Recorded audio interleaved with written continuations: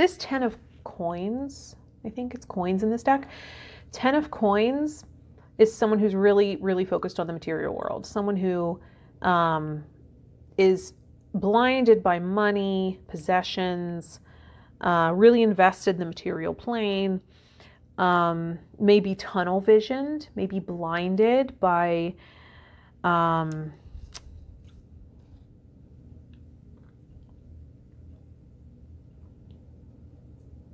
this could also be an earth sign.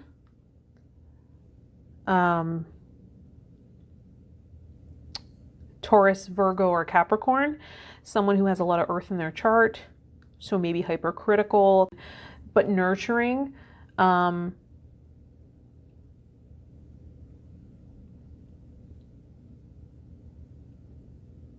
This also might be a way of showing up, the energy of someone who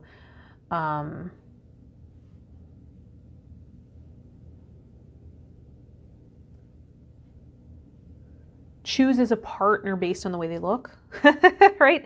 What's showing up in the material world. You're very attractive. I'm going to go for you, right? We do this. We do this is on the journey, on the road.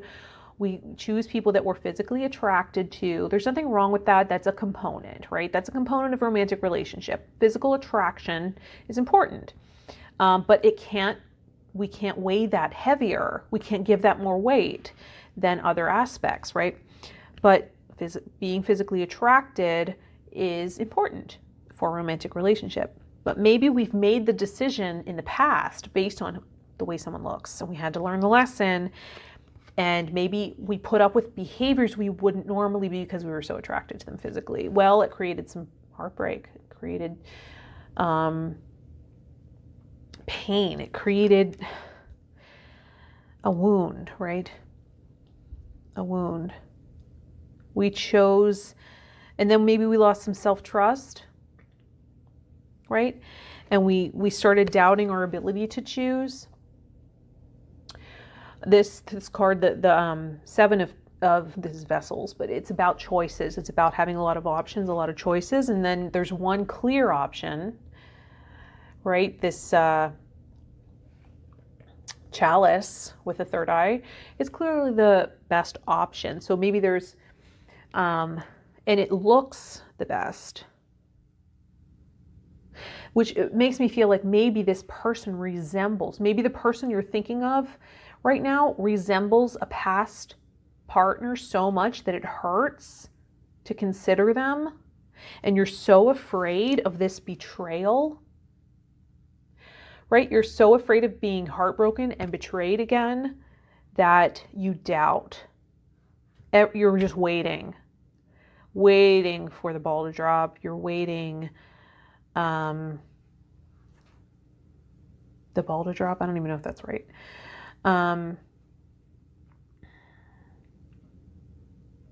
Right? It's a book you've already read. You've read this book before. This is a story you've lived through before. And it's like, I know how this ends. I'm terrified. So, you maybe end it prematurely, right? So either way, you feel you're hurt. Either way, whatever you choose, it feels like, well, I'm just going to end up hurt.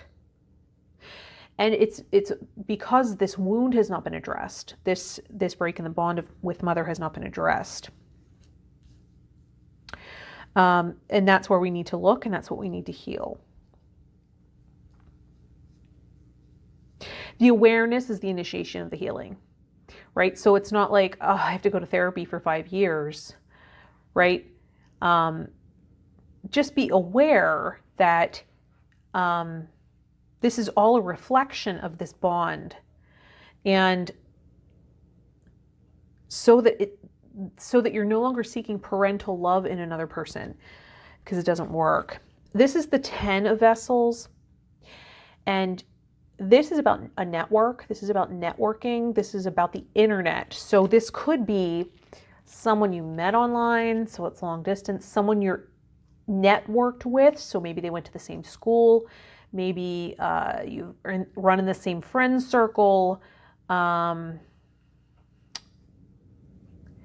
someone who you're connected with. There's a network here. It could also just be this,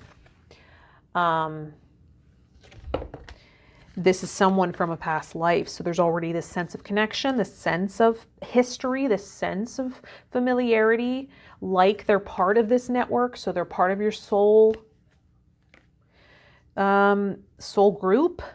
So there is this sense of familiarity. And maybe there's some activity on the internet where you're watching, you're looking, you're catching up, they're looking and watching you maybe. So this idea of the internet, right? And the bottom of the deck is the Knight of Coins. So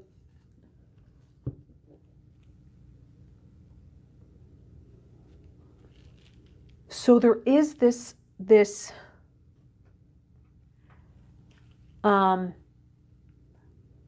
inspiration to, or this thought, intention to come forward. It's still just a thought, it's still an intention to offer this substantial beginning in the material world. It's being considered, either on your part or theirs.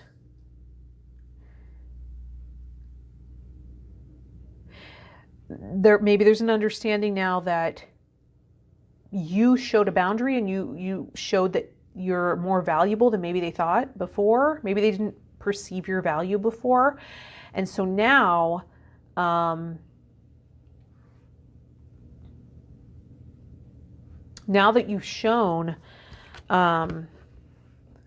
maybe you've limited your availability, you're no longer available to them all the time, or available at all, maybe you just pulled away completely, maybe they are now seeing your value and they understand I have to bring something substantial to the table here, and maybe that's something they're planning to do or considering.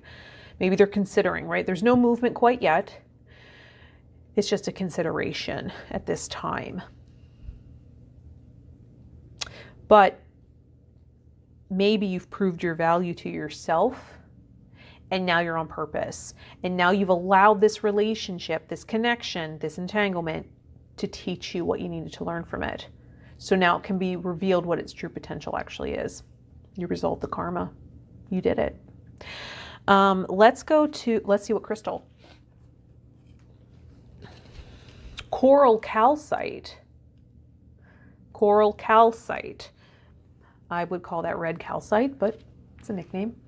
This is from the Healing Crystals Oracle information Oracle cards. There's, I think, 6 different decks you can find at healingcrystals.com. Compassion, confidence, positivity. I am loving. Compassion starts with compassion to self. So maybe you were finding yourself too available, and that isn't true compassion for another. That's people-pleasing and codependency, and we don't want to create that, which is why we build the moat, right? Create a circle around us to represent our boundaries. Confidence. This king is confident, but maybe our confidence was shaken by past choices we've made and we lost some self-trust. Can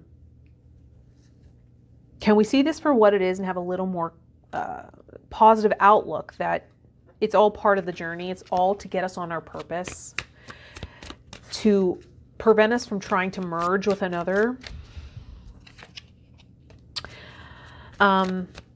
That there's nothing wrong about you being a loving person. Your loving heart is beautiful, but it's been pained because there weren't proper boundaries in place. You've got to have self-trust here. And that only comes with firm boundaries around your resources. You've got to take care of yourself. You can't assume other people are going to have empathy for you. That's up to you, right? Not everyone is at the same point in the journey you are. Part of maturity, which the king has, right? The king is mature in his light attribute, is allowing others to mature at their own rate. That's part of maturity. Allow them to learn the lessons they need to learn. And we got black pepper here. Black pepper, integrate here. I am trapped is the trigger statement. And the true statement is I am whole, right? We don't need to merge with another to feel that wholeness. We can integrate aspects of self in order to feel whole. Allow the parts of yourself you hide to make themselves known. In the light, you will see the wisdom they hold. Allow the parts of yourself you hide to make themselves known. In the light, you will see the wisdom they hold.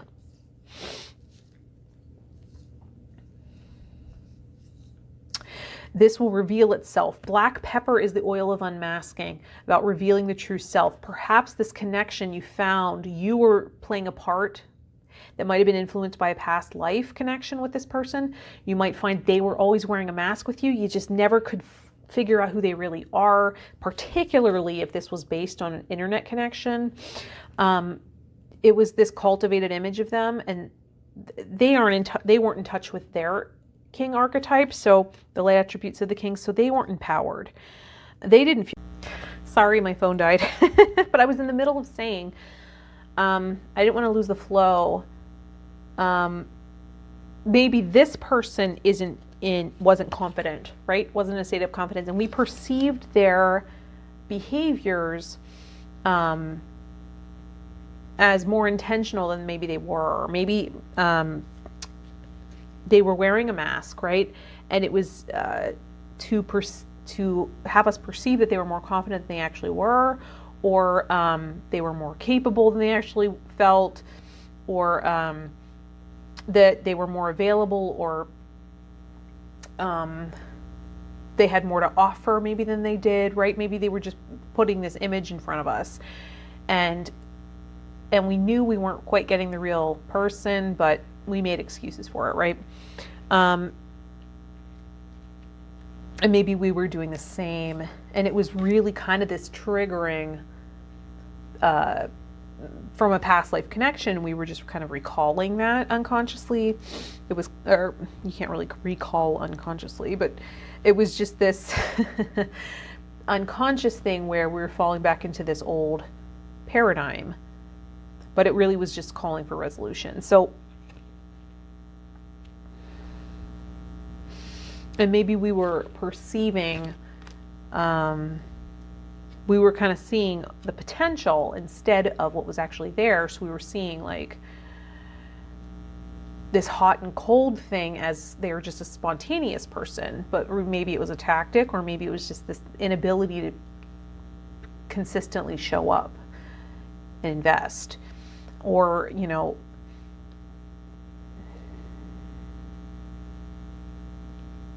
maybe they were painting the picture that they were just really cool and calm and collected, but it was an overcompensation of this fact that they were actually kind of a mess. And so we believe the image, which is very easy to do online, right? Especially if that's how we were observing them, right? If most of this was just observing online, that's not a really great indication of what's actually showing up. So I don't know how this is going to play out.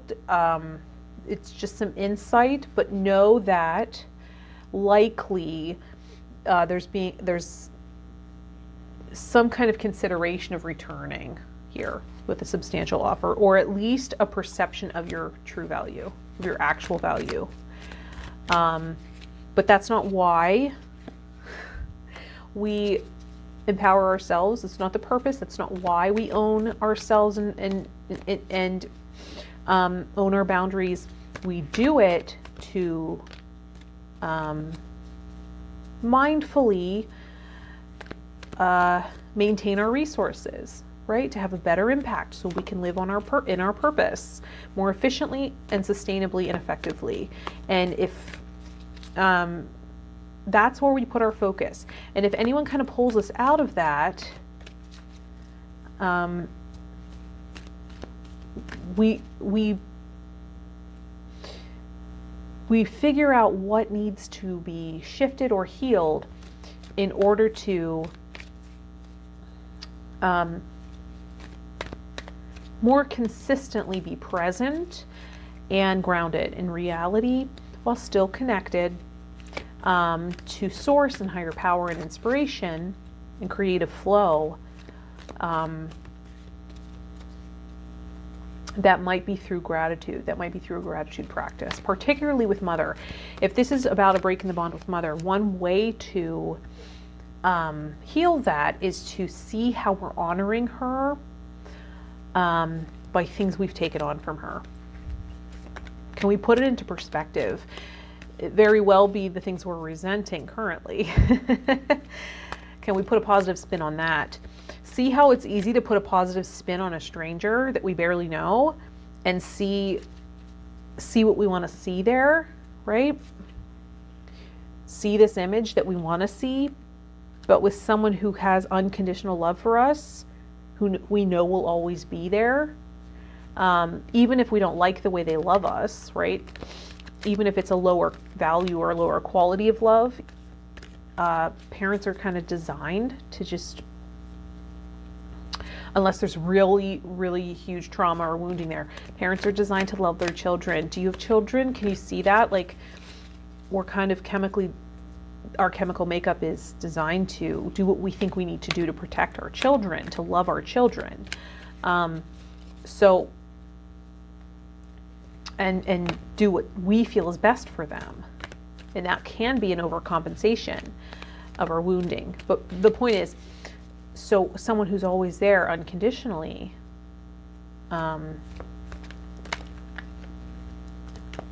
right? Even if it's a low level and we don't like the way they're showing up, it's easier to resent and criticize and see the negative. Is there any way we can put a positive spin on it? That doesn't mean if it's a toxic relationship, spend it every day with them, or even contact them consistently. The way we can heal this broken bond is by seeing how we're honoring them. What have we taken on? What are traits we've taken on? Abilities, skills, hobbies, habits, things that we deem positive, things that we can show gratitude for, even if we put our own spin on it, right? Even if we put our own spin on it,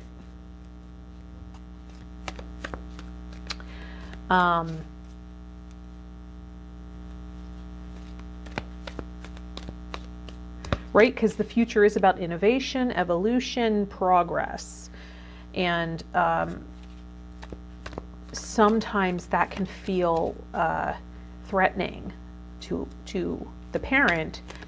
And the child has to walk through guilt in order to make a new paradigm, to live in a new way, a different way. And yet that's exactly what is intended for the future, right? For the future generations, is to take all the best of the genes, the DNA, and make something even better.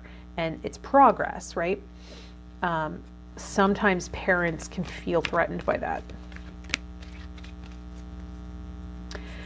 And that we sense that, and it can create some guilt. But can you see how you're honoring them? How are you honoring your mother to heal that bond, right?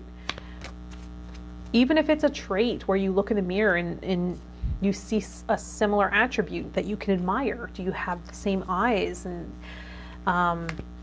you really like your eyes, right? It can be a physical attribute. It's just one way that you're kind of honoring, carrying on something. When we can start to have gratitude, have a positive spin, right? A positive.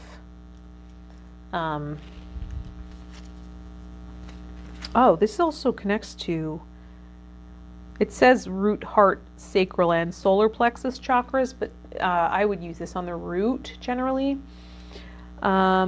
which is the chakra that would be in need of healing for broken bond with mother.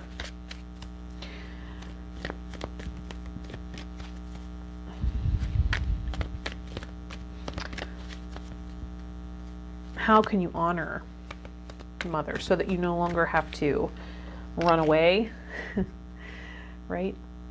And mistake this inability to sort of ground down as spontaneity, so that you don't mistake it in others. One last card from the Wisdom Cards deck by Louise L. Hay to close this reading.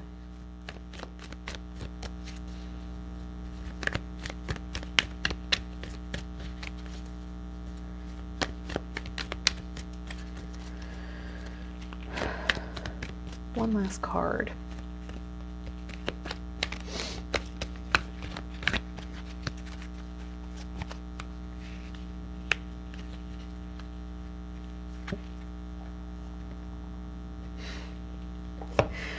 Everything I do is by choice.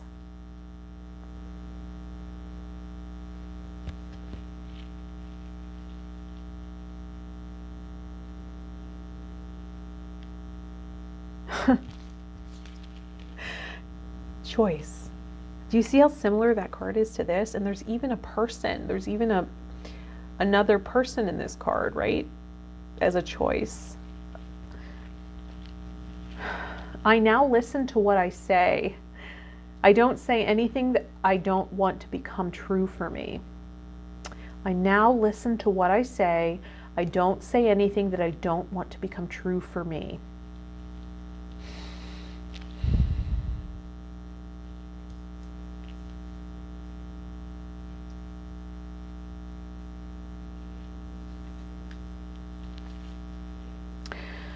Right? So instead of seeing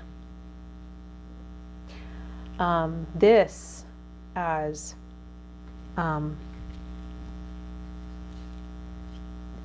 the inevitable, I've read this story before, I've lived this story before, when I make a choice, when I make a decision, I have bad decision-making skills, whatever it is, I choose bad people to invest in.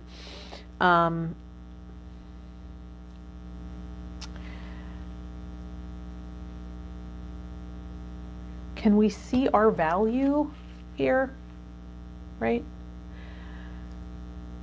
Where do we want to invest our resources? Can we see how valuable they are and get into the light attributes of the king archetype? Can we find more enlightenment? You know, chances are those areas where we feel weak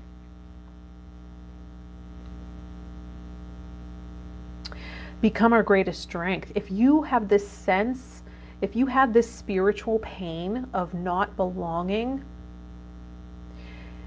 you can empathize with any person on this planet who's going through that sense of, I don't belong here, I don't belong. You'll feel that pain for them, right? You'll feel it. You won't want anyone else to experience that. You'll have intense and extreme compassion. That'll be a skill. That'll be a skill, but it has to have boundaries, right? Compassion for self first. Compassion has to include self. And this can be a huge source of confidence for you, right? It might give you foresight where others might not have it when leading others, right? That's part of benevolent leadership.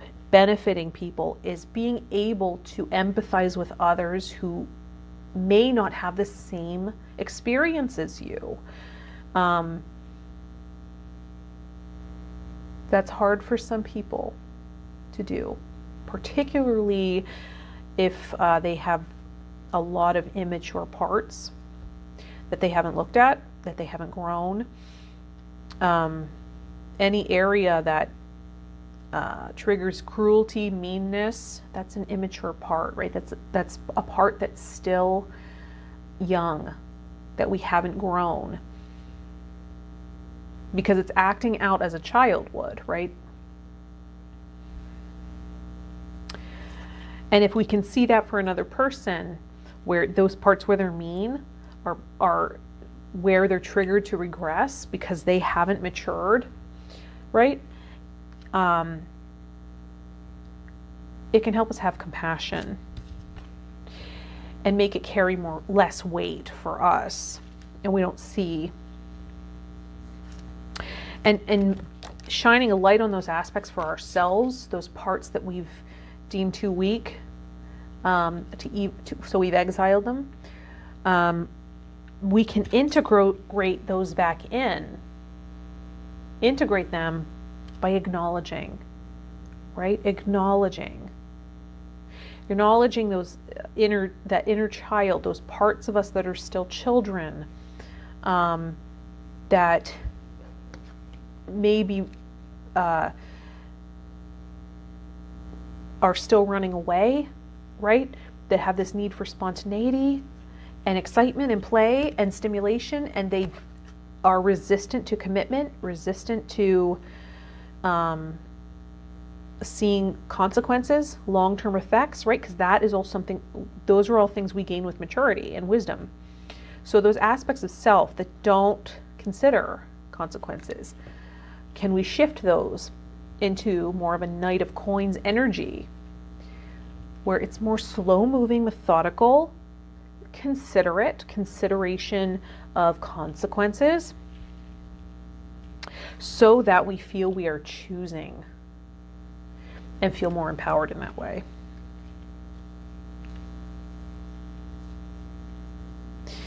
And this might be a way we can improve our decision-making skills in relationship, instead of just giving all of our resources to somebody because of some initial attraction, right? I hope this was helpful. I hope this spoke to you in some way. I apologize, we were cut off. My battery died. I should have plugged it in sooner. So thank you for liking and subscribing. I really appreciate that. It makes me feel supported.